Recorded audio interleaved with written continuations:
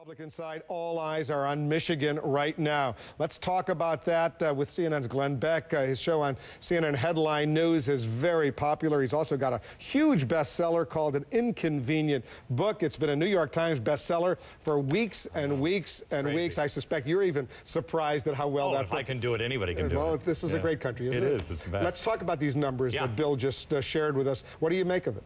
I'm not surprised at the economy. I've been beating on this economy now for a while as a conservative, saying we are in real trouble. I mean, we are just spending so much money, and anybody who has ever balanced a checkbook in their own home knows that you can't do it this way. We're in real deep trouble on our economy, and I think the average Joe gets that, as witnessed by their spending habits over the last quarter, right around Christmas. The other thing that I find interesting is I found it shocking that 52% of Republicans are still in the George Bush bandwagon. He has betrayed conservatives. You think so? Oh, yeah. Every step of the way, that man has betrayed conservatives. Yeah, as a conservative. What's the biggest betrayal that you see? One of the worst things that's ever happened to us that is going to absolutely sink our country unless we really do something about it is the prescription drug. That is, I mean, it's the biggest federal program. The spending that's out of control. The fact that he would now veto spending because it's a Democratic Congress, that he wasn't vetoing because it was a Republican Congress, is just a slap in our face. And also immigration. I mean, the guy is, I mean, today, Wolf, I saw the video of him in Saudi Arabia, hat in hand, giving Saudi Arabia, an enemy of ours, I don't care what anybody says, an enemy of ours, weapons, and then saying, please, please, please, can you open the spigot for oil? And they said no. It was the first time that I have ever witnessed the President of the United States acting as a slave. Well, he's going to sell the $20 billion that American defense contractors will make. Sure. Sell with the money that they're going to take, the money that we've just taken as a society, given to them for oil. Because of the oil. And giving it back to us. They got, they got a lot of money, and they're coming in right now, and they're buying all these financial services, bailing out, Wolf, we have been sold down the river by the Republicans and the Democrats, both of them, sold down the river. Our country is being eaten from the inside. Our financial institutions are going over to the Chinese. The Chinese said no to Citibank. They said no to Citibank. Singapore, Saudi Arabia, and Kuwait said yes. Yeah, I mean, does this sound like a good idea to anybody? And if anybody will tell you that these are the last write-downs, they're lying to you. What's at stake in Michigan tonight for the Republicans? Because the Democrats really don't have much of a contest going on. I think what is at stake for the Republicans might be good for the independents if John McCain wins, but real conservatives, they always say, what's the weather going to be like? Is it going to be a big snowstorm on Election Day? Is it going to be a big rainstorm?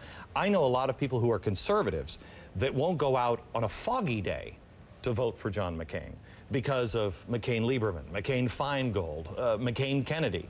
He is great at knowing what he believes and going for it and bucking the system. I admire that. I want a guy like that. I hate the elephant and I hate the donkey. Just do the right thing for the country. This race is wide open, though, for the Republicans. Oh, yeah. This guy, if this guy wins, McCain wins. You're not a big fan. No, I'm a big fan in his ability to know what he believes and stick to it. But he's usually wrong on some really big issues for conservatives.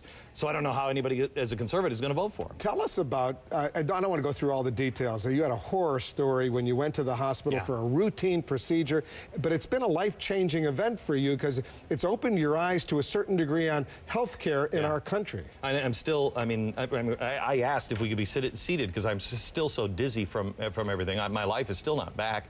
It was just a normal type of routine operation? It was an outpatient surgery, and it's been 2.5 weeks now, and I'm still suffering. Oh, I'm still just out of breath and everything else. But what has happened to me is it has cemented to me the last thing we need is government, the people who give us the driver's license bureau running a hospital.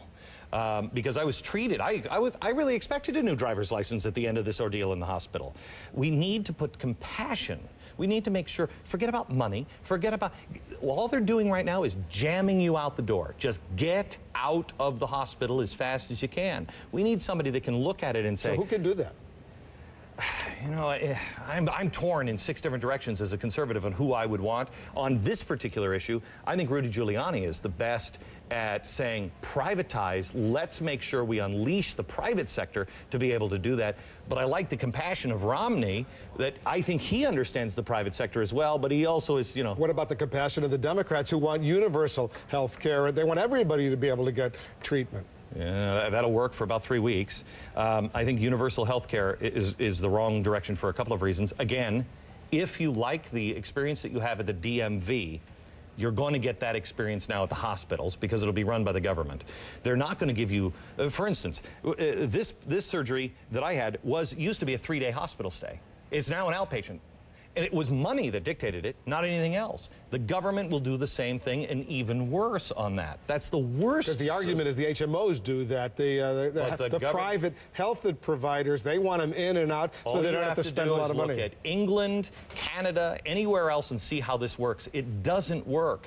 And most importantly, we are not looking at a $9 trillion deficit. We're looking at a $56 trillion deficit. If you really want, you talk to David Walker from the GAO, that's the real number. You cannot add more money to this deficit. Talk to the friends at Citibank.